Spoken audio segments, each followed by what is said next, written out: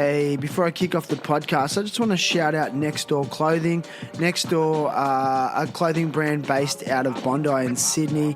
They're making really nice jeans and shirts and hats. So go and check out their full range at nextdoorsydney.com.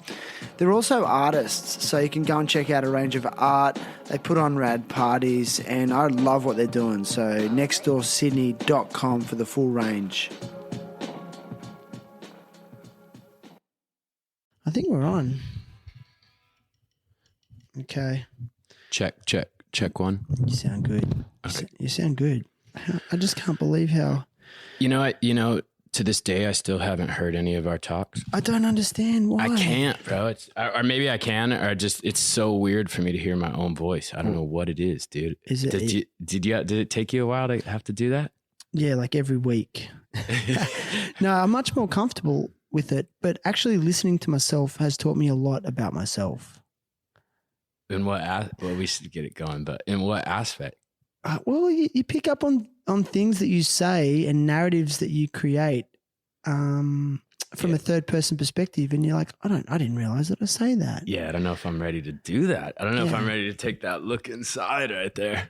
What I don't understand is, like, for me personally, like that first episode we did was one of my personal favorites, and it's had like thousands of listens, like the most of any. Oh, thank you, sir. The most of it was like, well, it's actually now not the most listened to episode, but it was the most listened to episode in 2020. Why do you think that was? Something struck a chord with people. I mean, I think you bring an audience. I don't really have that big of a following, though. But I had all these like yogis from California reaching out to me going, that was amazing. And they've shared it on. And those are probably a lot of my old students and that crew. You think so? Maybe. I don't know. I haven't been over there in a while. Do you feel like if you listen to yourself, it's like ego type of behavior? It's just like looking in the mirror, and I can't look too far into that thing, I don't know what it is. I haven't done enough mic time to really like, I don't know, I haven't looked into it and kind of dissected it enough to really like trip out on it. But I tried, and then I lasted like literally like 10 seconds and I was like, nah. Really? Yeah, I can't. Oh man, I'm sorry. No, don't, just like it's my own weird personal stuff, with myself, I guess. But you seem like someone who's so comfortable with himself. Definitely. I feel super comfortable in my own skin and in my own kind of existence, but I don't know. Have you ever looked in the mirror on hallucinogenics or something? Yes. And you're like, oh, wow. It's hard to deal with. Yeah. It was the same kind of feeling when I looked and started trying to listen, Yeah. I was like, Fair enough. Yeah. It's fair enough. It's funny to me, but hey, anyway, let's get started, right? Okay. This is for Clem and Otis. So head over to crushorganics.com and grab yourself some of the best CBD oils and topicals on the market. CBD has helped me so much with recovery from inflammation post-workout or post-surf. It's really helped me establish healthy sleeping patterns and a noticeable reduction in anxiety. So when you go to crushorganics.com, that's KRUSHORGANICS.com, use code THT at checkout and get that epic 40% discount. And thanks to everyone that is using the code regularly now. And you're supporting the show, and I'm grateful. And also, I really hope that it's improving your health and well-being.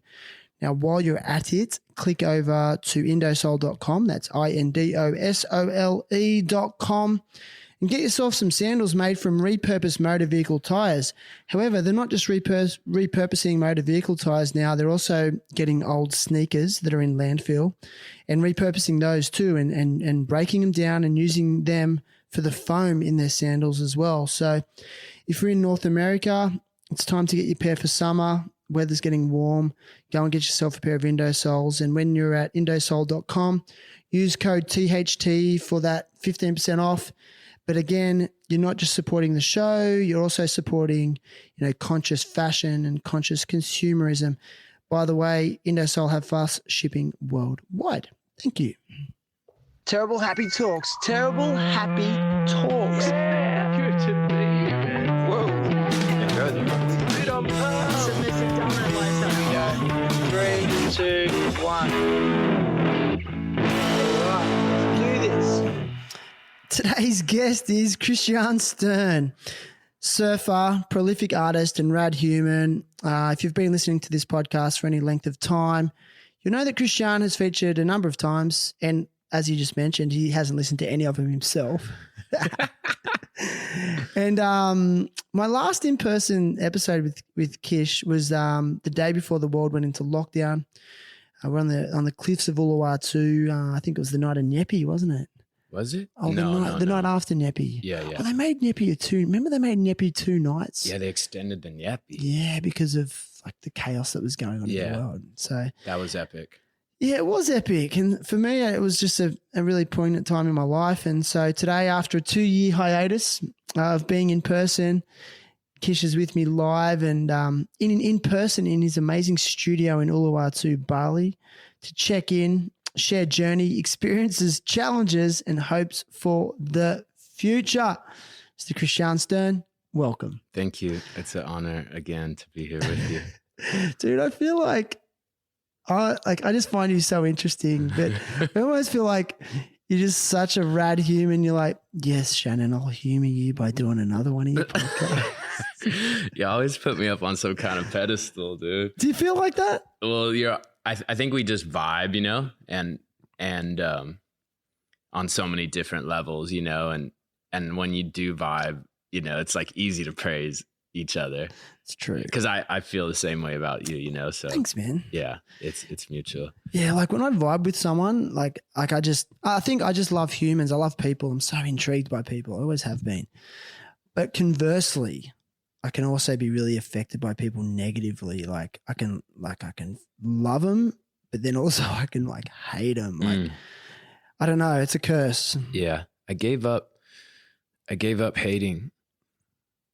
Really? Yeah, I just kind of took that word and that feeling out of my vocabulary and my existence because it's such a powerful word, you know, and it's such a powerful emotion. I kind of go more towards dislike than hate, you know. And now I see people when they go, "Oh, I hate this." I'm like, don't be a hater, you know. And it's just like a word we throw around so much and an emotion we throw around so much that I've just it's been so cool to like just X that one out from the book, you know. Like the power of words. The power of words completely, and language, and what it represents and what it does to us as seeds planting for the future, you know? Yeah. Is it because like you create a narrative and like it's that old, who said it? I think it was Gandhi said it. It's like your thoughts become your words become your actions become your who you life. are. Yeah. Your Actions become how you, it's something like that. And then that becomes your life. And that becomes your life. Yeah. So yeah, I guess the power of words and the narrative that we create. And like I said at the start, like, yeah, this podcast has really identified that for me in terms of I catch myself out like, wow, I use that narrative a lot. Right. Is that serving me? Yeah. I definitely don't think hate is, you know, and then, you know, like to take one step past it, like when you go in and you're like, why would I say that about something, you know? Then check it within the self and then go back into that narrative within ourself and you know, kind of dissect that program of what was that. Yeah. And then where does it lead to, you know, like back to us, right? It does. And like, I guess when I hear you say things like that, I think I'm dealing with a very conscious human. How much do you think that your art has contributed to your desire to be more conscious? For me, the arts, you know, I'm one of those kids that, or I'm one of those people that like, you know, when I was a kid, my mom, you know, like any parent puts a piece of paper in your hand in front of you and gives you something, and you create art, you know. And then I'm one of those people that never stopped from that point until now. And at times it was a struggle to keep that, and at times it was super effortless, you know. And consciousness definitely plays a big part in it. The art has always been a reflection of what's going on inside me, as a way to kind of, as a medium or an act, to try to research more about like what's going on inside of me and what's going on outside of me and the relationship between that. Have you always felt like there's intense feelings and things going on inside you, even as a kid? Yeah, for sure. Is that why you felt like you needed a medium like that to give it an outlet? Yeah, for sure. Without a doubt. Yeah. That's why I find artists so interesting, because some people can really numb out in different ways, such as like consumerism, overworking, you know, sex, alcohol, drugs. But artists seem to absorb it. They may have issues with those other things as well, but they have this one thing that seems to keep them centered. Yeah. Here's a big question for you. Like, what do you think art is necessary? Like, this is a huge question, but why is art necessary to society? It's interesting. It's kind of like the chicken before the egg, or the egg before the chicken. Does the art reflect society, or does society reflect the arts? You know, in that I feel like artists have always been a kind of a tool to show society what they're doing in a way that they might not normally be able to understand it, you know? And lately I've been with the arts, I've been trying to just kind of get past that, you know? And I don't know if that's another reflection of what society is doing, you know? I feel like you can't, it's such a factor in our life, you know, like I was recently just outer island, Indonesia, and, you know, you're just out there in a space that's away from society. And what that does to us, you know, to just kind of neutralize the playing field. Like, imagine you're in an urban setting or in a location where you're surrounded by a lot of people. I really enjoy like leaving society, whatever that means, and going out into nature and getting out there. I almost feel like I'm in like outer space or something, away from it, and then see what's still left inside of me. See what comes out, see what triggers me, and then, you know, kind of go from there. Is that healing for you? Completely. I can't believe you said that. I had a moment. I've been having a few of those moments just lately, surfing here at Uluwatu, but I've been, you know, paddling up around towards the back of the cliffs, and I've had a few sessions where there's just been nobody, and it feels like I could be a million miles away. Right. You know, and when you're sitting out there for hours on end with nothing, waiting for waves, like it's amazing what was coming to the surface. And it sort of forced me to think about things that maybe I didn't really want to think about as well. Yeah. The ocean, you know, adds another element to it. It's one thing when you're on land and you're out there, but it's another thing when you're in the water out there. There's a whole, I feel like for me, there's like a whole nother element of energy that can't penetrate me out there, that just that won't make it offshore. You know, like won't make it to the water's edge. Gotcha. And then this whole other type of energy starts to kick in that replaces that. Like, there's no rules out there. There's no traffic signals. There's no law. You know, there's no like policemen or politicians out there. There's no phones. There's no phones. You know what I mean? There's no like none of that. So the only laws that really apply out there are the laws of physics, God's laws, like the laws of time, space, continuum, movement, all that kind of stuff. And they're really important. They're I feel like those are the real laws that people can kind of get away with on land, where out there you can't fake those ones, you can't like numb those ones out. They're real. Yeah, so true. Oh man, it's the first thing that came to my mind is like, I really appreciate not being near my phone when I'm in the ocean. Like, I don't know if you're feeling the same way, but I've become, this is hard for me to say, but more addicted to my phone lately than I ever have been. Yeah. What do you think that is? I don't know. Like, I'm trying to work it out. I think it's like a loneliness. I'm wanting to connect, but I'm finding that it's becoming such a primary way of communicating with people, not just via text message. Like, people don't call anymore, they text. Yeah. And then they also use the social media private messaging to communicate as well.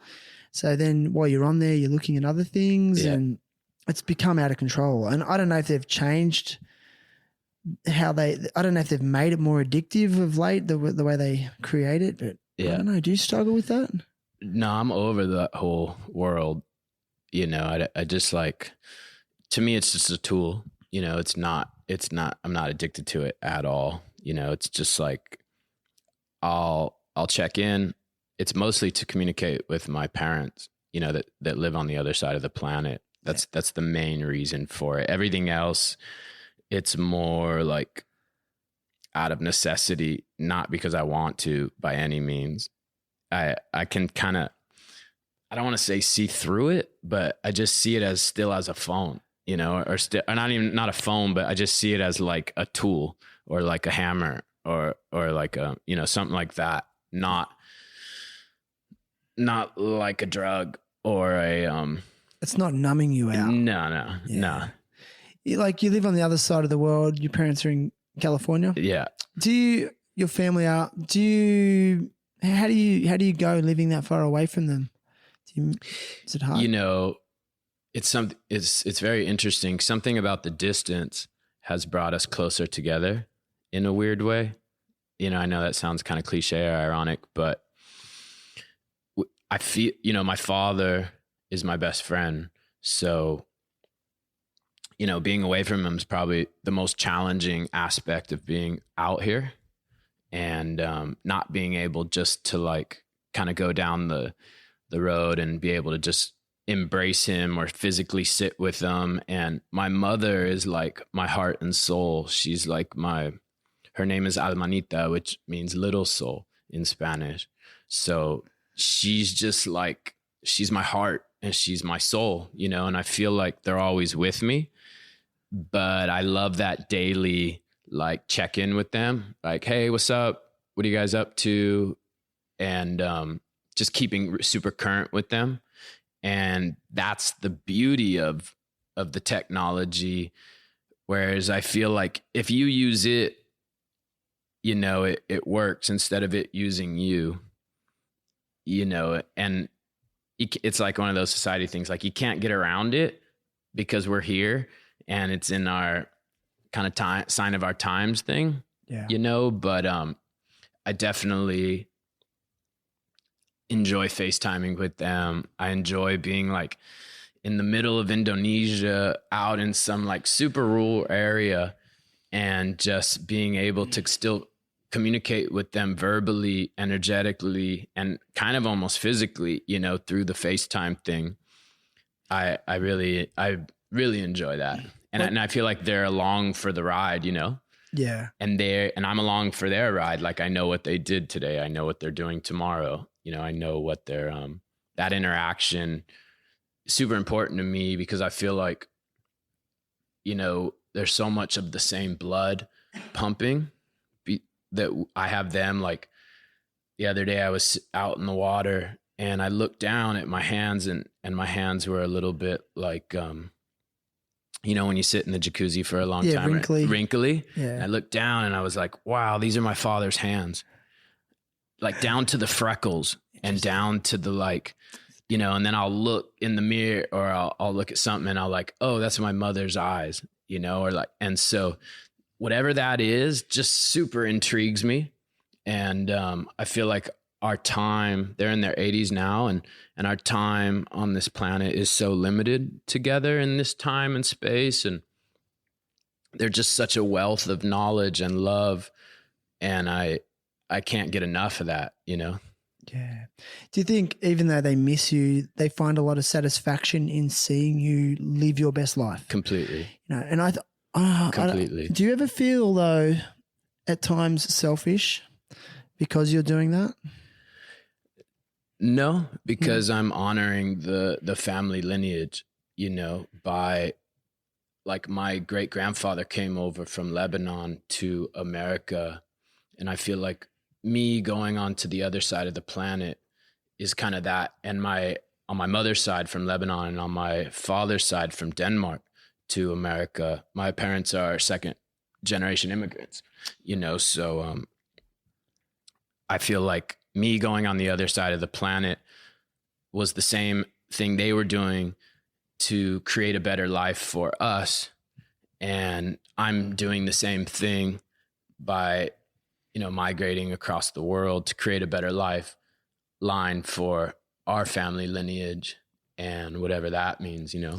And obviously you don't regret that decision. Are you much happier than you were in California? Definitely. You know, in California, I felt a lot like a kind of a fish out of water over there. Mm.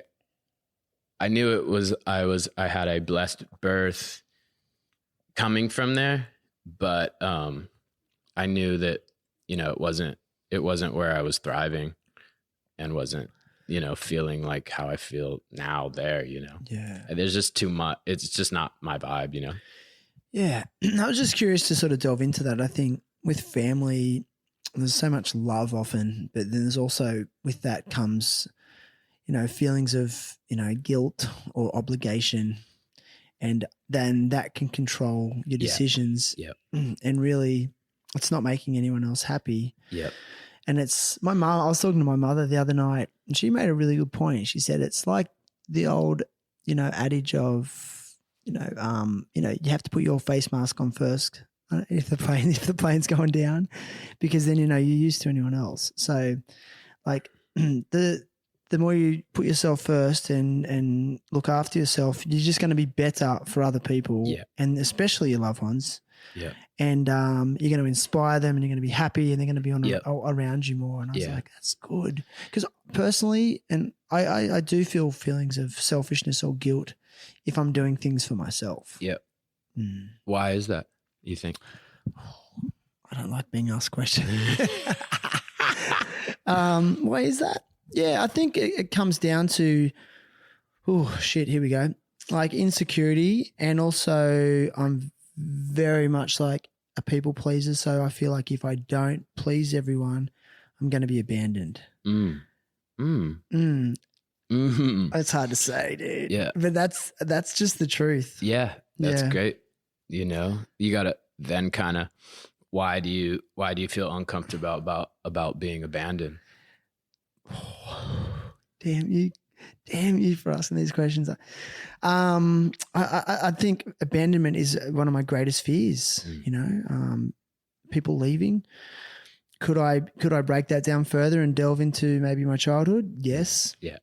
And it's amazing how those things that occur in your childhood follow you throughout your life if you don't address them. And I'm in my 40s now, and I'm still dealing with that stuff. Well, who knows how far back it really goes, you know, when you talk about ancestral trauma and ancestral generational stuff, like we kind of got this story in our birth and this, but who knows how far back these things are passed on. Do you think it's intergenerational? Definitely. Do you think it's passed through the DNA?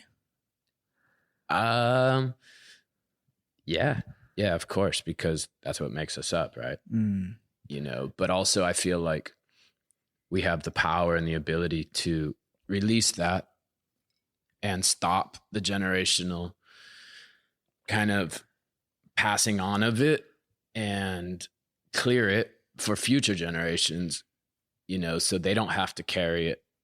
And the line and lineage keeps elevating and keeps cleaning itself and gets more and more rich and more wealth and more and more abundance with that, you know. And it just, I don't know what it's like to be a parent, but I know what it's like to be a son, you know. So I know how hard my parents worked to give me this birth and this existence. And I would pray that if I were to ever have children, that they wouldn't have to go through some of the things that my past ancestors went through, you know? Yeah. Yeah, it's true. Like I think about suffering and you don't want your children to suffer ever. Right. But it's so hard to accept that it's necessary, you know, and it's going to happen, you know? Yeah. And I don't know, it plagues me, that thought. It does, but I think every parent would feel the same. Do you think that's just like a human thing? I think so. Yeah. I think it's like, it's part of biologically, I think it's part of our fight or flight reflex, you know, fight, flight or freeze. Yeah. And it's hard to fight biology. Yeah. It really is. Yeah. Yeah. But with, I want to go back a little bit to your yoga days. I know you're probably sick of talking about your yoga.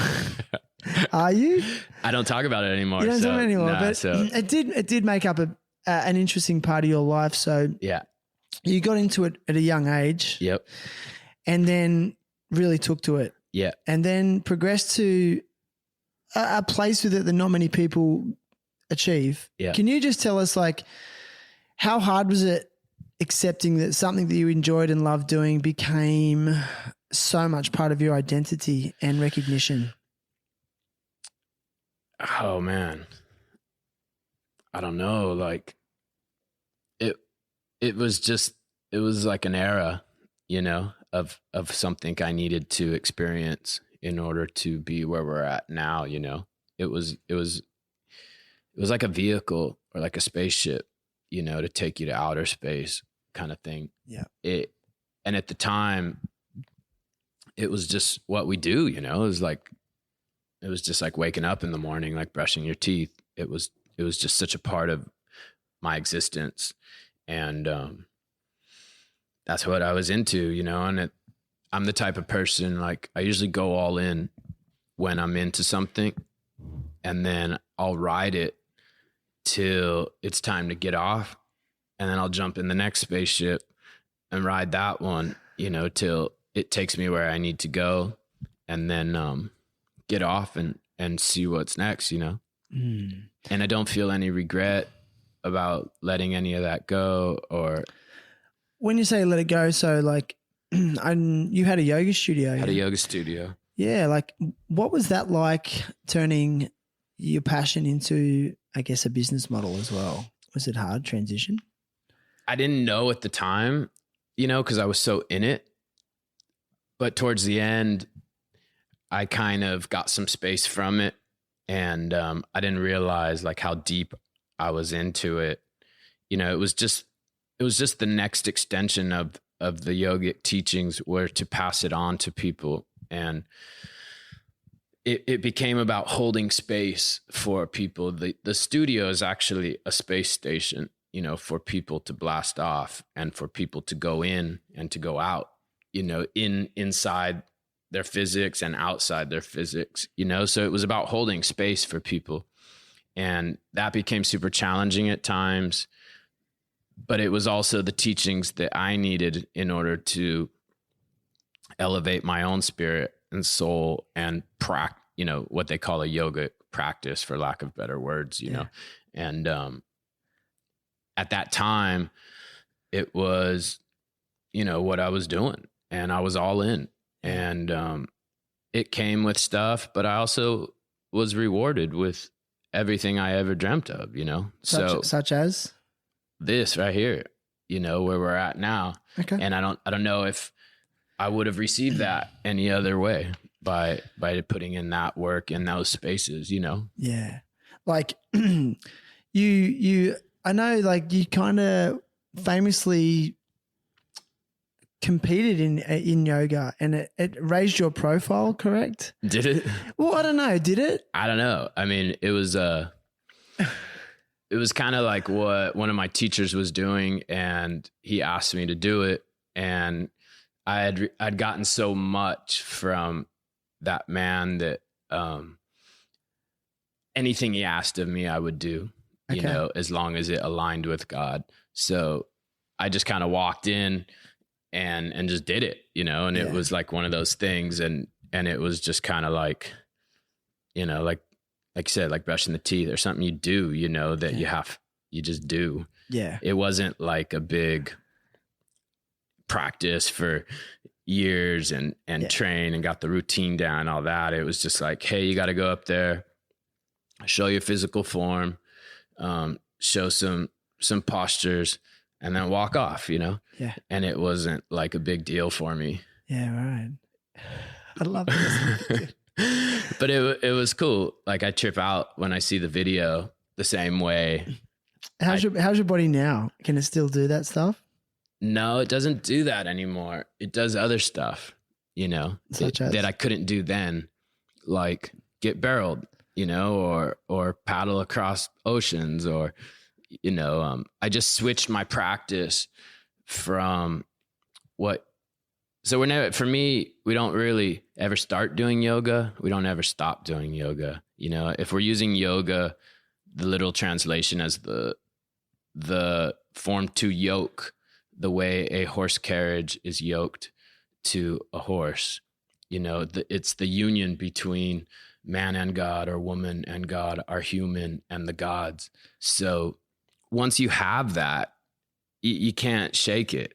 You know, it's always with you. You never lose it, you know? And then there's different aspects of the practice, or there's different aspects of yoga, but it just switched. Like I'm still teaching yoga, you know, it's just like in what capacity? Like us right now. Okay. You know, we're doing a form of yoga, just articulating the spirit that's in us and like the philosophy of our minds in the present moment, consciously, you know, with union with God in earth, in time, in space, you know? So, and that's what your mind's thinking in most interactions, or more when it's planned interactions. Like this is a planned interaction. You know, I don't know if I've talked to you about this the other day, but I was talking with a brother today when we went to go train, and I said, I recently, one of my friends passed over to the other side, and I was telling him, I like to interact with people now as if they were on the other side, but still in the alive state here in this dimension, you know? So I see everything as God. From you, from the carpet, from the wood, from the air, from the bird, from the tree, from the plant, from the paint, you know, there's nothing that's not God. And if you can, for me, if I can put that filter on everything, then I'm always connected. I'm always with God. I'm always with, you know, the spirit, all that. So in every state, in some places it's more challenging than others, but it's still all God. It's never not God. It's never not God. Right? Interesting. Like even when you're doing your dots on your artwork, or especially when you're doing it. Especially when that happens. Because we're in your studio, it's amazing. And you were like so kind enough to let me stay here for numerous days. And I'm surrounded by your artworks. And there's this one piece you've been working on. Can you just describe it to everyone, please? I've been working on that piece for about 4 years now. And it's the biggest Dreamtime painting I've ever tried to attempt. So you refer to it as Dreamtime? Yeah. Like the Australian Aboriginals? Yes, of course.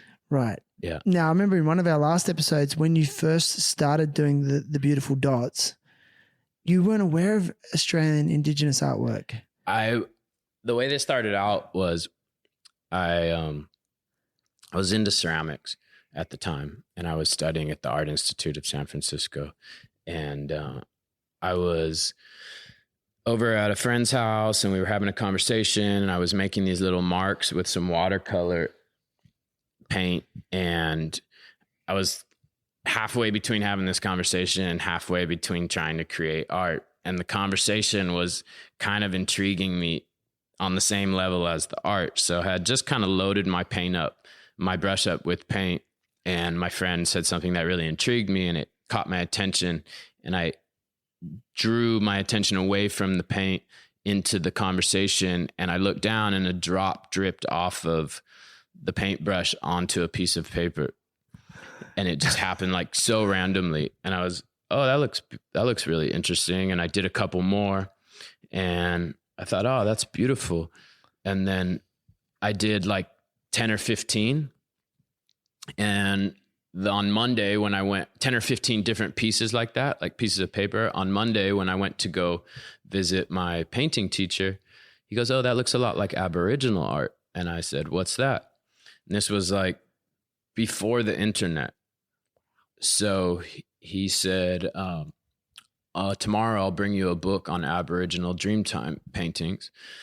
And I was just so blown away at their artwork, their stories, their intention, their vibe, their color palette, their like how they approach the canvas. I had been painting with canvases standing up. They all paint on the earth, you know, and I was just like completely blown away at how complex they were, but how people thought they were so primitive. And for me, they were way more intelligent than anything I had ever seen at that time. And that kind of got me into what society kind of flips on us as like what's primitive and what's intelligent, and how primitive has like a negative connotation to it, where to me, it's way more advanced to be in a so-called primitive mind state where like you're not looking in your phone. You're not needing anything.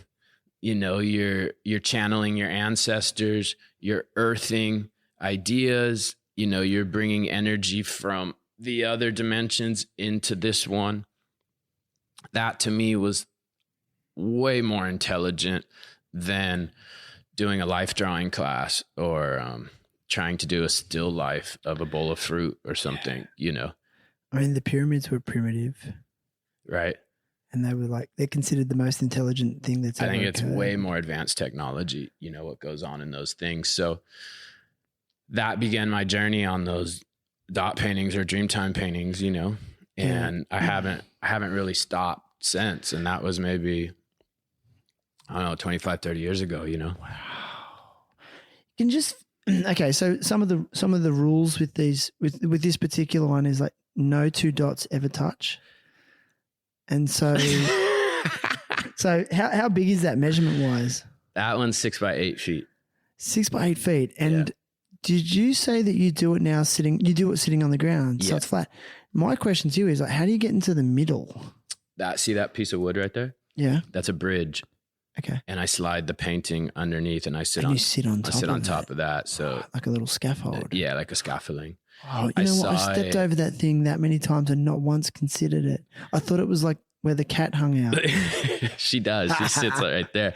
I once saw a video of Salvador Dali in his studio, and he had a 3-story studio in Spain, and on the wall he hung his painting, and then like maybe 10 inches off the wall was a gap that went down 3 stories. And so he had a very small studio, but he was able to work on very large pieces.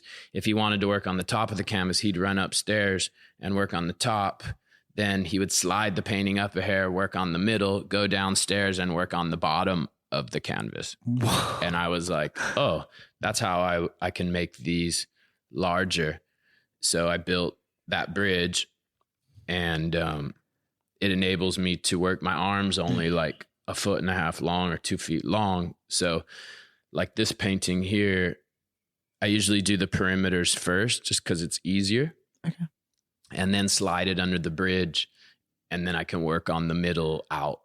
Okay. So if you make a mistake, what do? Do you throw the whole piece out? No, there's no mistakes in art. It's, like a mistake is only a mistake if what you follow it up with is, and that's something I learned from listening to Miles Davis. He goes, be wrong, strong. And love that. Jazz musicians, they're very improvisational. So if someone would throw an off thing or something, if they follow it up with two offs, then it's a right, So with these things, it's a process. And I have like an intention and I have an energy that's coming through me, and where it lines up, I have to keep working it until those two feelings align. So what's your intention then? With the art? Yeah. Or especially like with a specific piece such as that one. What's the intention you go in with? It's more just to be completely present in the moment, 100% without any separation. So it's a meditation for me, basically, and it's a way to channel the gods through the physics into the earth, bringing something from nothing into something, into creation from another dimension in it, using the body as a medium and the materials as a medium. And if I'm not in that state, I won't paint. Okay. I won't create art. I'll draw. I'll do, I'll sketch. Okay. I'll do something like that. I'll go surf. I'll go meditate. I'll go get active, clear my mind, get the mind clear to where I can channel the God's energy through. Wow. So how long do you think it's taken you in your life to be able to identify when you're in the correct state? Well, next month I turn 44. Nice. So, it's a lifetime, right? Yeah. Because like each one of those dots, this is my observation, like I've seen pictures of your artwork online and in magazines, but to see it in real life, you actually can really appreciate the detail and how perfect each dot is. And the first thing that sort of hit me was like, you would have to be so conscious and so present, but also so strong and healthy to maintain that level of concentration and accuracy, and I was just blown away. And I was just like, and I just thought, to me, I'm not an art critic, and I'm going to tell you what my analysis is of that piece. I appreciate it. And it represents someone that's really healthy to me. Like someone really healthy would have had to do that. You couldn't just slap that on and make it. And also it represents someone that was very much in the present moment. And I feel like it's a manifestation of present moment awareness. That's what it represents to me personally. I'm allowed to have my opinion, aren't I? Yeah. I appreciate it. And is that, but the one thing that I never really get to hear feedback about the stuff that comes through. Nah, not really. Really? I mean, there's people that tell me, oh, I love your work and I love that, but I've never heard that before, So all of that I love to hear, because to me, it's like that feeling of, hearing your own voice again. It's that awkward, like, wow, this actually, I made this, or whatever, or like not I, but like it came through me. And I trip out on it too. I trip out that I like sit for hours on end, like doing this, and a lot of times when I'm doing it, I'll see myself from like a third person perspective doing it. And to me, it's crazy, like who does that? Is it true that you only sit in lotus position when you do it? Every time? Yeah. For how many hours at a time sometimes? I'll go like, a couple hours, get up, switch the leg position, do it again on the other two. I usually do it till my legs fall asleep. And then, so you're feeling pain at times? It's not pain, it's not, like, it's just body sensations. Why do you feel like you need to be in the lotus position? It cuts off blood circulation to the lower half of your body. Yeah. And so all the blood rises to the upper chambers of the body from the waist up, and that's where like the vital regions of your body are. Right. you know? And so it's a way of like, you know how dams work? Yeah. It's a way of like controlling blood flow, energy flow, and damming it. Okay. And then when you lift the dam wall, the blood and energy shoots through with a force, and you get like revitalized more than if you didn't do it. See, this is, I think, what people don't consider. Like, so you're doing that, so there's more blood flow in your hands and arms. Right.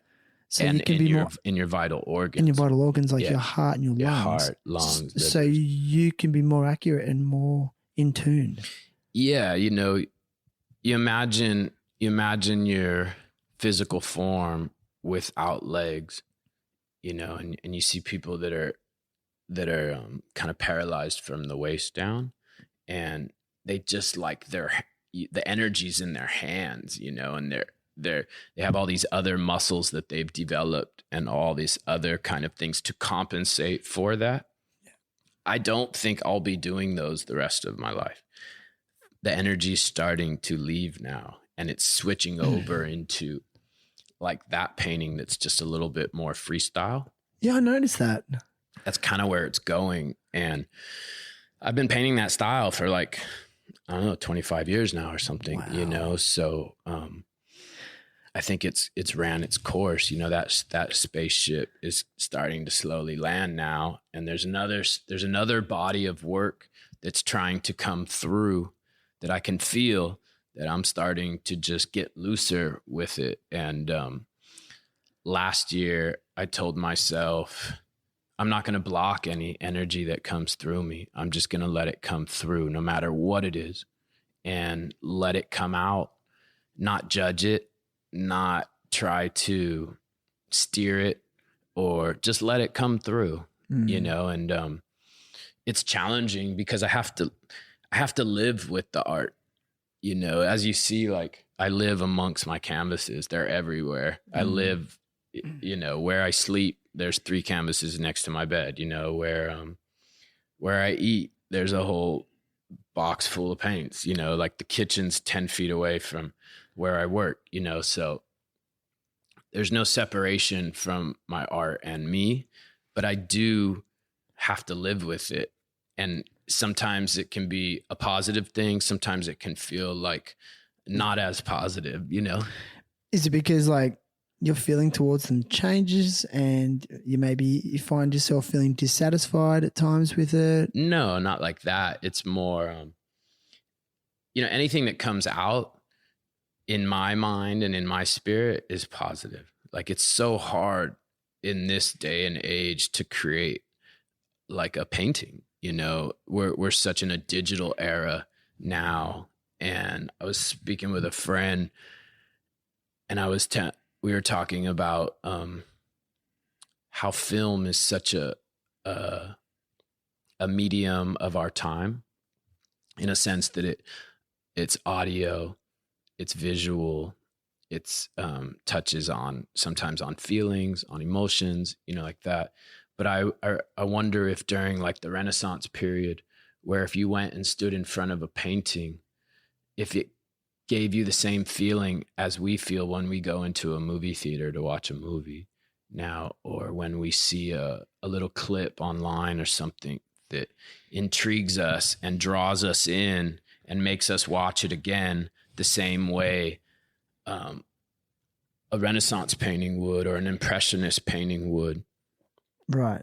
I wonder if that, and that's what I'm kind of going for, you know, is can I still in this era draw someone's attention away from their phone for a second and have them just pause and get lost and found at the same time? Yeah. You know? Yeah. And that's what I felt, because like going back to the whole phone addiction thing, like for me being surrounded by your artwork, it was making me not pick up my phone as much. Yeah. And a few times I just found myself, again, with that particular piece, getting lost in it and then trying to think like what you were actually trying to achieve. And like, did you deliberately put a face in there that I feel like I can see, you know, things things like that. And that one was, the scale was really important for me with that one, because we live in such a society where everything has to be kind of larger than life to really draw out that emotions. You know, we're constantly bombarded with billboards, with huge movie screens, with huge buildings, you know, with huge, everything has to be bigger, stronger, faster, you know. Yeah. Where to me, I love the intimacy of a small painting. Yeah. You know, I love how it forces you to draw you in because of how small it is, you know, whereas that forces you to draw in because of the scale of how big it is. Okay. All of these things considered, I'm going to get a little bit uncomfortable. How do you value your art when it comes to people wanting to buy it? Like in a monetary kind of thing? Yeah. Yeah. It's basically time and what the value I put on time, you know? So to me, I think our time and our energy is our most valuable commodity that we have, you know, and what are you putting your emphasis on? How do you spend your time? So it's interesting, you know, when someone will say how much for that one, you know, and I'll put a value on it and they're like, oh wait, there's no way I could pay that. You know, I was thinking something more like this. And then when they start questioning me, then I go, well, what's your time worth to you? You know, how much do you get paid to do what you do to make a living, you know, and that type of stuff. So there's no possible way I could ever get in like a monetary way the value of what I actually feel they're worth. And I don't try. What I don't want to do is hoard them and keep the energy stagnant by keeping them. Well, so that was one of my questions. Like, do you have trouble letting go of them? Completely, but it's something I'm getting better at. Okay. Because I'm the art. That's right. Just a reflection of me. So whatever's going to enable me to stay in the state of artistic expression, it's more like the art of living now. Gotcha. It's not, that has nothing to really even do with it. Everything I'm doing is art, from waking up in the morning to going to bed at night. There's nothing that's not art. And art is the same thing like with the yoga. Like methodical? Would you say you're a methodical person? Meaning like cerebral kind of? Or yeah, like things, you have a method and a process for everything you do, whether it's like even brushing your teeth, organizing your bathroom cabinet, you know, like, do you like to have things orderly? No. To me, that makes me feel uncomfortable. I like to have things a little bit, I don't want to say chaotic, but a little bit things just kind of how they want to be. Okay. I'm not ADD and have everything have to be like in its right way and that, because my mind is so all over the place, you know, with, my mind is so chaotic that if I'm in a space that's super, I feel like, you know, like I can't walk in and just lay on the floor and be myself. You know, I feel like I need to be a certain way kind of to match the environment. Yeah. You know, like how you go into like a Zen space or something like that. Or, like when you go into a store and everything's folded and nice and neat, you walk through the store in a certain way, which causes your mind to work a certain way, and you're going to get a certain result of that. Like there's a psychology of the way things are set up like that to create an experience for you. Yeah, right. So for me, there's a fine line from, I don't like things to be dirty, but I don't like things to be like too tight. Gotcha. You know what I mean? Yeah. Yeah.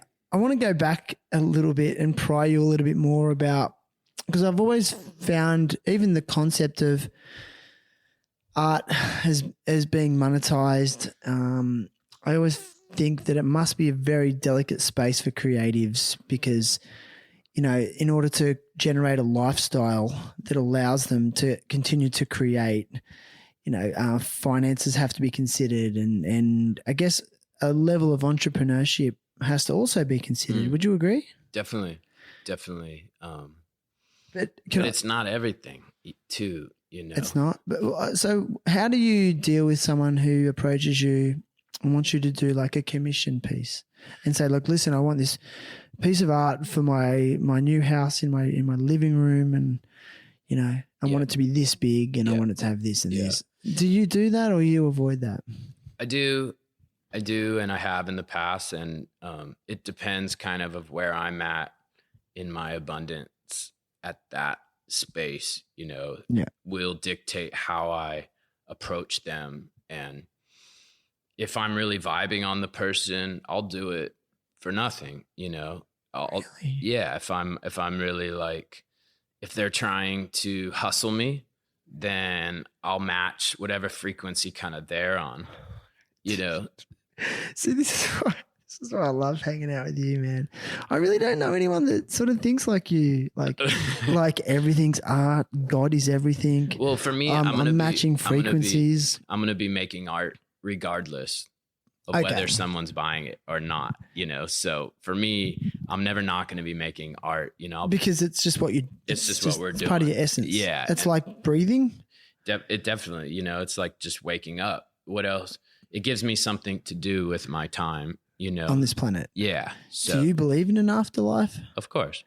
Do you believe in multiple afterlives? Of course. Really? Yeah. And so all the art is made for the afterlife. What do you mean? Like when I leave this earth, that's what will be left behind. So I know that. Legacy. It's a legacy. Yeah, but it's also like a documentation of that we were here. Yes. Yeah. So, like I noticed you start your talks. This is for your daughter and son. Yes. So you notice that. Of course. And this is what you're leaving for them as a You're the first person to pick up on that. Really? And I've never said this on the podcast, but this whole podcast it's just a journal of for my children. Of course. And so is this work, So okay. Yeah. It's funny because I've been faced with a lot of death in the last year, unfortunately, for various reasons.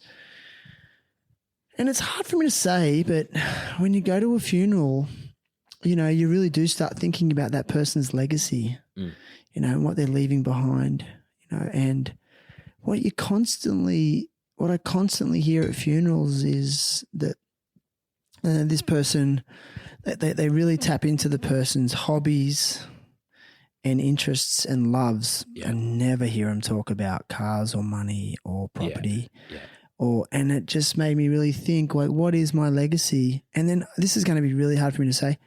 When someone passes too, they can be sort of forgotten quite easily. Like, I don't want to sound insensitive. I know that for their loved ones, they're always in their heart. Right. But the next day, you go about your routine and you live your life and you eat your food and you brush your teeth. Yeah. There's an impermanence to it. And it's just, you realize how impermanent it is. Yeah. And I was just like, yeah. And that's why I think I'm really intrigued by artists and photographers. I'm really drawn to them for the podcast because they're people who are leaving these documents in our space. It's important to me. The arts have always been very important to me, and not just painting, but music, theater, stuff that's very earthy. It's not like stuff that's out there. Yeah. It's very earth-based stuff, that the arts. Even like you use pigment, correct? Pigment. Can you, like, for those that aren't aware, like, so it's not paint?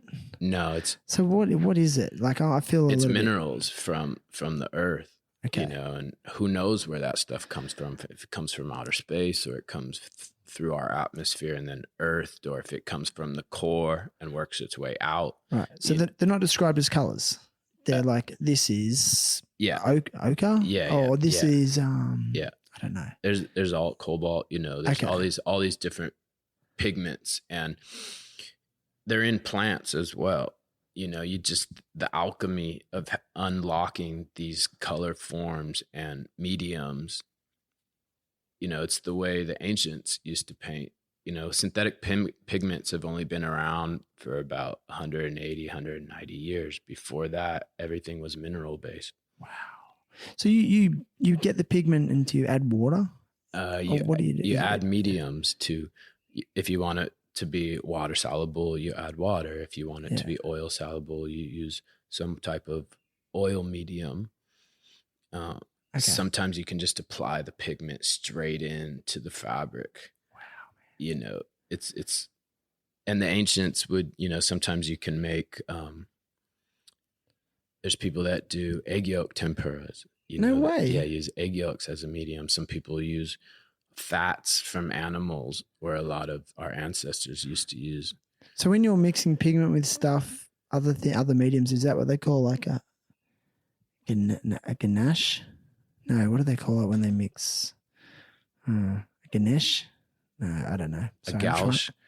A gouache? Yeah. There's just, I feel so ignorant. No, don't, and I'm ignorant to it as well, so I'm just learning as well. But when you talked about earlier about that consumerism, I found there was a point where I started to do that with the art, and I didn't want to do that. That was something I went into an art store, and, there's like different companies that sell art supplies now. And they're capitalizing on artists. Yeah.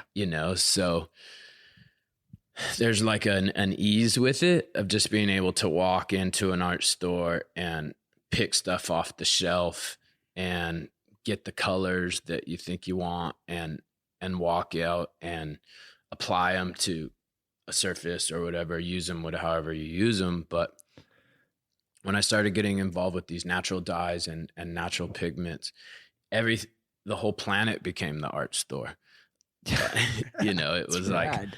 I'd walk into the supermarket and go to the vegetable section and looking at fruits and vegetables as colors. Like you can take onion peels and make color from them. Really? Yeah, you can take avocado seeds and make color from them. Is that what you're doing with those avocado seeds in your kitchen? Because I was looking at them going, I think he's propagating. And I was like, is he propagating avocado seeds so he can plant avocado trees? No. But you're actually using that as a color. Yeah, and the onion peels over there, I use them and stuff. Like I try to use everything, right? And close the loop with it. And So, because I found myself adding to environmental things, through the art. And that was something I wanted to try to lessen that footprint as much as possible. Yeah. See, I think people then can feel that in the artwork and they don't realize that they're feeling that, like the purity of it. And that's why I think art's so important. I think it just reminds people of the human potential and exactly. And also just, I think we're talking about phones a lot and technology, but I think underlying it all, people are just looking for something that's authentic. Yeah. They really are. And they know when they see it and they're drawn to it. They're craving it. Yeah. Because it reflects that space within inside themselves. Yeah, it's true. Yeah. As I say this, producing a podcast that will then go on to like, big like directories like Spotify and Apple and people will listen to it using their device. Yeah. But I think maybe I can infiltrate it. I don't know, with something authentic, but I don't know. Yeah. Well, it's, they're platforms and they're mediums. Those platforms are mediums for the art. It's like Spotify's like a canvas where different artists get to come and express themselves. Yeah, like music as well. Yeah. And it's a shame that a lot of these companies don't kind of put it back into the arts, but it's an outlet for a lot of artists as well. So again, I feel like if you use it instead of it using you, it works. Like if we use this technology to bring people closer together, as opposed to using it to separate people. Like for me, I get so much inspiration from the phone. I see so much stuff on there that inspires me. If I need to, kind of figure out something, sure enough, there's thousands of people that have already done it before. and I just need to like tap into that frequency and then apply it to what's coming through me. Yeah. Yeah, that's true. That's a good point. It's a good point. Speaking of, it's all perspective, right? On how you look at it. And it's true. You know, it's true. Yeah. It's true. Like, yeah, I think I'm just a bit negative on it at the moment. But the negative view towards it, I think if you don't go back in and see, okay, why do I feel addicted? Why do I feel that draw to it? And what you said, then answering those questions of what goes back from your childhood, that traumas that we haven't healed within ourselves, then it's something, right? Yeah, and it feels bad. Yeah. And I'm just like, and anything that feels bad, you feel usually it is for bad. But you feel it for a reason, you know. If we want to kind of numb that feeling, then it'll get worse. But if we want to just engage that feeling from the front and just go head on to it, okay, why? What's going on? Why do I feel this when I'm alone? Which is inconvenient sometimes and painful and takes work. And that's why many people opt for the numbing. Yeah. The numbing way. Yeah. It's because the brain is a very interesting device. And when certain parts of the brain get, I don't want to say overdeveloped, but certain parts of the brain carry the load for the other parts of the brain that don't want to work. Yeah. So if you take control of your brain and train the brain to work for you instead of you working for the brain, then it's just a tool and you don't have to numb it out. You know, you don't have to numb those feelings. Like, that's the last thing that you should want to do, is kind of numb. You know, I'm trying to like feel more. Yeah, it's funny. It's funny. I was talking to my buddy the other night who's going through a lot of pain, and he's just like, "Oh, I just wish it would end. How long is it going to take before it ends? I don't want to feel like this anymore." Yeah. And I did. I just said, "Look, it's a gift, man. Like you can feel stuff. You're feeling stuff, like, because you're going to be able to feel the full spectrum of this life." Yeah. Good and bad. But I think, do you think there's people that don't feel things? Definitely. You know, they don't want to go into those spaces within themselves. You know, I don't know the exact quote or what, but there's like a famous Khalil Gibran quote that says something along the lines of like, pain is the encapsulating of our understanding. Or pain is the breaking, or the pain is the breaking of the encapsulation of our understanding. Don't quote me exactly, but it's more like, it's going to get more painful the more you numb it. Gotcha. You know, if you just kind of take it at that first hit of it, then it's not so painful. Yeah. And what's painful is the attachment to it and breaking the attachment of it. Yeah. And that, it's easier said than done, but there's a destiny within ourselves, I believe and feel, and God controls that. I don't control that. So, and I don't make the rules. I just kind of go by them, you know? So if God wants to take us to a certain place and you resist that, it's going to be painful. It's going to be super painful. Yeah. You know, if you go with the current, if you go with that, it's effortless. You get this whole energy moving behind you, and it's a catalyst to spark the bonfire that's in the center of your heart. You know?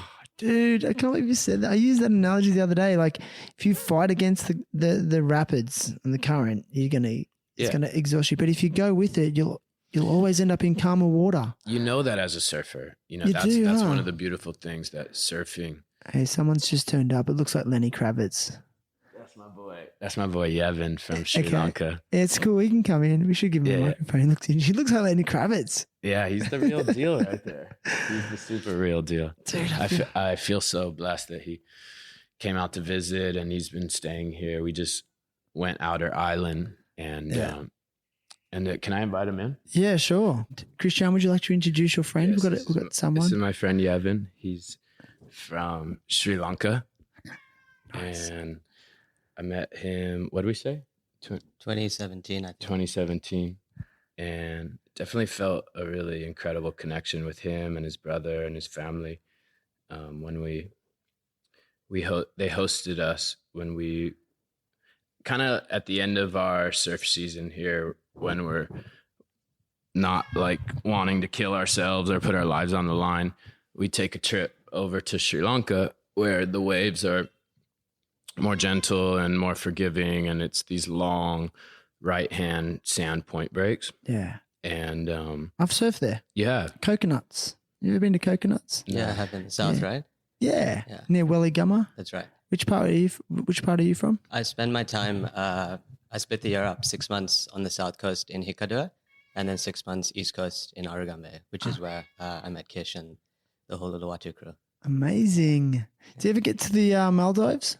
No, I've never been actually. I mean, it's Really? close enough, yeah, but every time I get a trip, I like to come out here, you know? How come Yeah. everyone asks that when you? Because it's so close. Okay. Yeah. Yeah.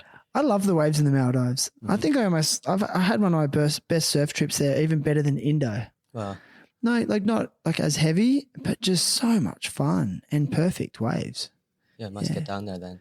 Yeah, it's fun. There's a place called Cokes in the Maldives that I just love. It barrels and yeah. Oh, it's sweet, man. Yeah, I fell in love with the vibes out there that these guys have created, and they're just doing really cool stuff out there. And it's Such just, as? well, they have a cafe that's kind of like Drifter, but the Sri Lanka version, Oh, cool. and they've really like created a culture, like a surf culture around it, and the energy that they've put out there it's just like, it just blew my wig back when I went out there and blew my mind back at the vibe that they're on. It's kind of like At Abe. it's like a rockers, like surf, Sri Lanka, thing. But it's interesting how the culture revolves around the waves there. Okay. And it's really kind of like a little bit more of the California vibe and less of the, Indonesian waves are so heavy a lot of times, and they're mostly reef breaks, out here, and they're not too, I could not imagine trying to learn how to surf here, but when I was over there, it was 5 or 6 people on one wave, everyone hooting each other on, just people just doing laps on these point breaks and party waves all day, no leashes, longboards, fun boards, and then we'd all kind of load up the Jeeps and go to these little deserted point breaks. And then the vibe that, you and your brother are on, and it was like just what I needed at the time.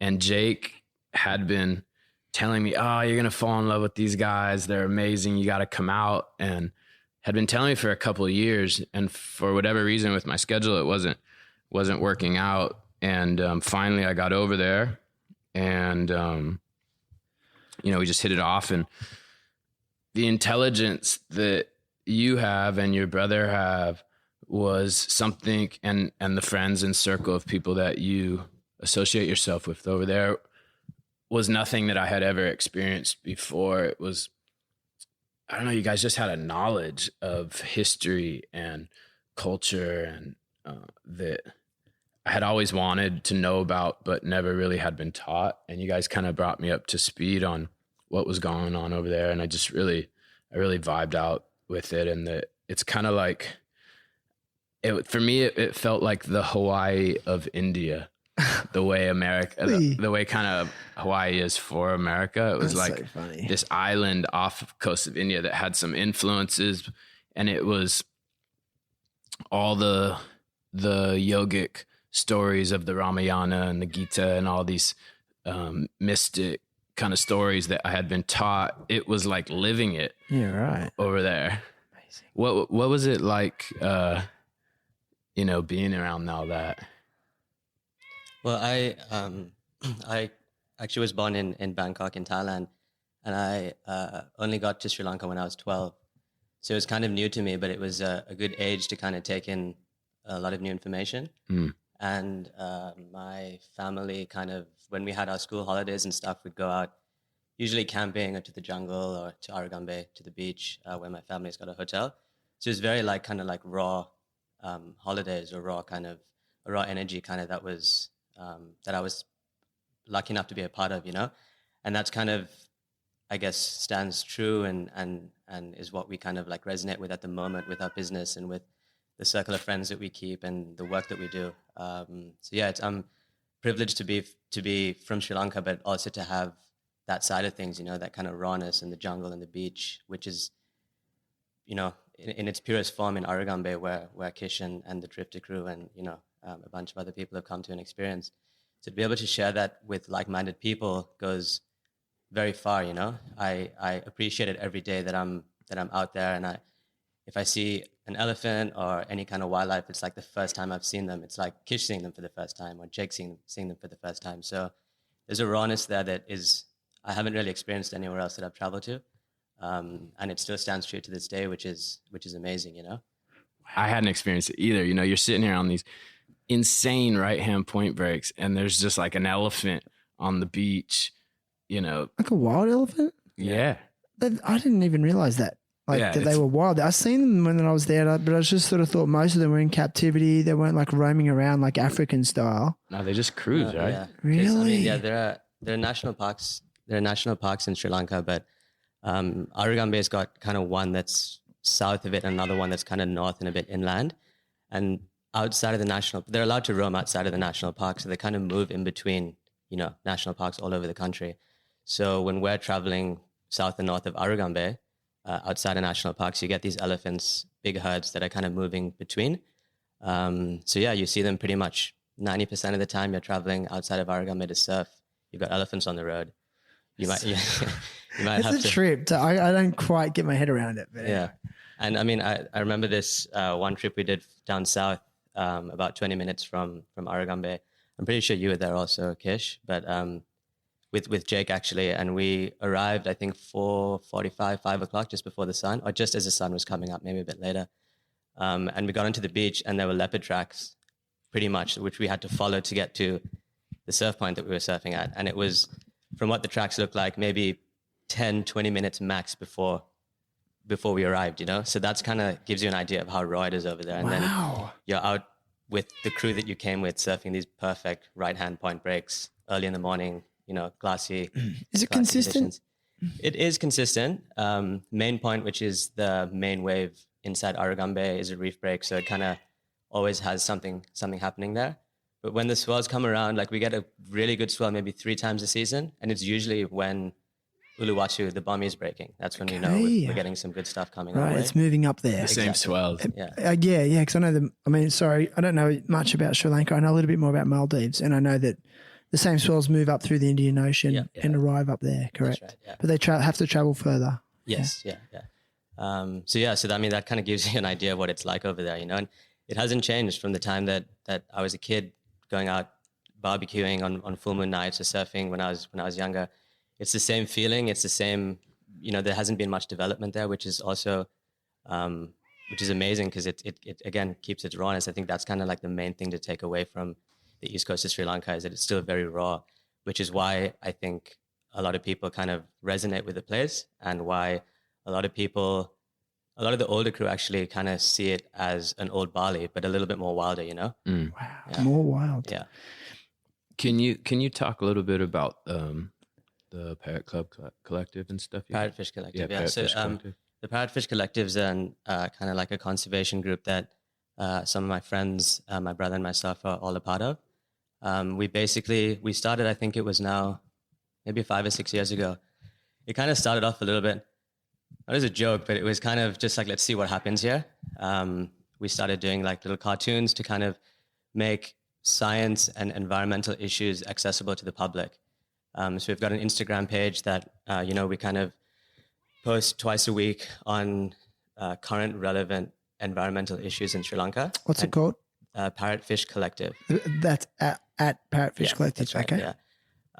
And just basically kind of make these environmental issues, we put it on the main stage and basically allow the public to have access to it in a way that is easily understood, you know. And we've kind of come not super far, but we've actually surprised ourselves with how far we've come, and we've done a lot of work in some of the national parks in Sri Lanka, done tracker training programs, Obviously jungle cleanups, beach cleanups, all this kind of stuff. Incredible. And we're slowly gaining traction and getting funding and grants from groups from overseas. So it's a really exciting kind of project to be kind of like organization to be a part of, and actually put all this kind of stuff that I've learned from the time I was a kid going into the jungles to actual, good use. So it's a very kind of like fulfilling project that's ongoing for myself and all of our friends. It's a very close group of friends of ours that kind of do this togetger. So Amazing. It's crazy. Dude, do you feel like you want to protect it from tourism? Yeah, a part of me does, for sure. So, like Sri Lanka has gone through, in the last 4 years, let's take Aragambe. 2019, we had the Easter bombings. So that happened in April. Our season starts in May.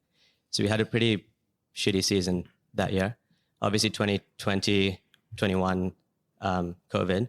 That's been 3 years of like no season there, which sucks for business, and it sucks for, all of the small kind of business owners and tuk-tuk drivers and all this kind of stuff. But it has kind of like stagnated development in Aragambe, So part of me wants that to continue, not the downside of it, but just that kind of protection of the area. You don't want to see, or I at least don't want to see it turn into something similar to what's happened here.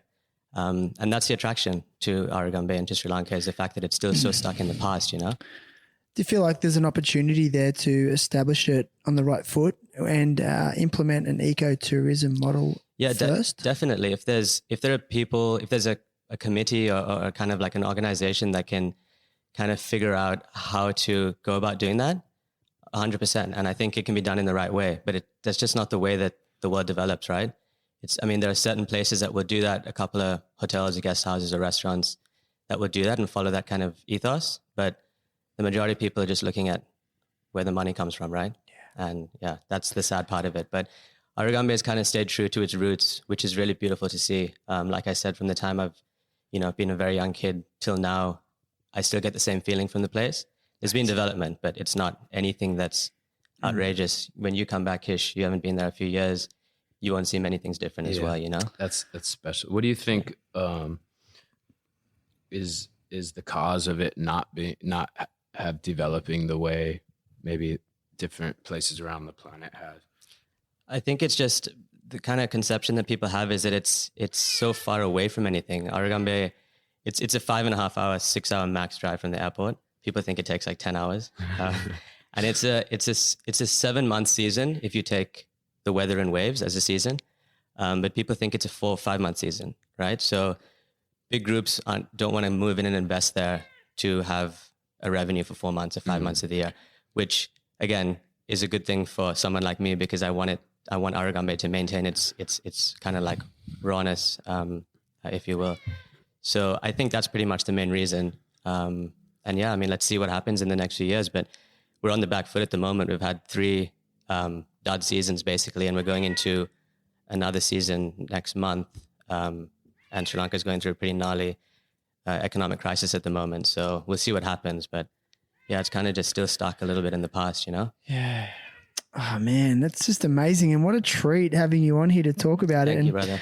I was sort of saying to Kish earlier, like, Kish, like what cause are you going to support or advocate for today? And you've just had the best one. Like That was it right there, the Parrotfish Collective. So people can find it on, maybe follow on the Instagram. Do you have a website or? We do. We've got a website. We've got the handle, but we haven't started, or we had started developing it. And then obviously COVID and all that kind of stuff. So it's on hold. But Instagram, we're on and active. And what would be the best way for someone to actually actively support it? I mean, donations are always an obvious one. Yeah, donations are an obvious one, but just follow us, follow what we're doing. And if there are any call to actions in posts or stories, just kind of follow on from there and see what you can do, Cool, man. What a treat. And I'll put a link to that in this episode's show notes. If you scroll down, click on it, check it out, follow, and you can find this episode on terriblehappytalks.com and also all the major podcasting platforms such as Spotify, Apple Podcasts, Buzzsprout, Stitcher, iHeartRadio, Podcast Addict, Overcast. But whatever platform you like to listen on, it always helps if you subscribe or follow and leave a review. Just helps to get amazing messages such as what Kish has to say, and things like the Parrotfish Collective, for example. Gives people a bit more of an opportunity to extend their reach. So thank you, gentlemen. Thank you for having us, man. I think that's about it, man. I think we're done. We've got another engagement to go to tonight, Kish. I'm excited. Yeah. So yeah, thanks for blessing the space with your presence. I really appreciate it. Dude, stop it. Thanks, man. Yeah. Likewise. Yeah, man. And thanks, Inca. Inca, you're the only cat I like. The only cat. See yous.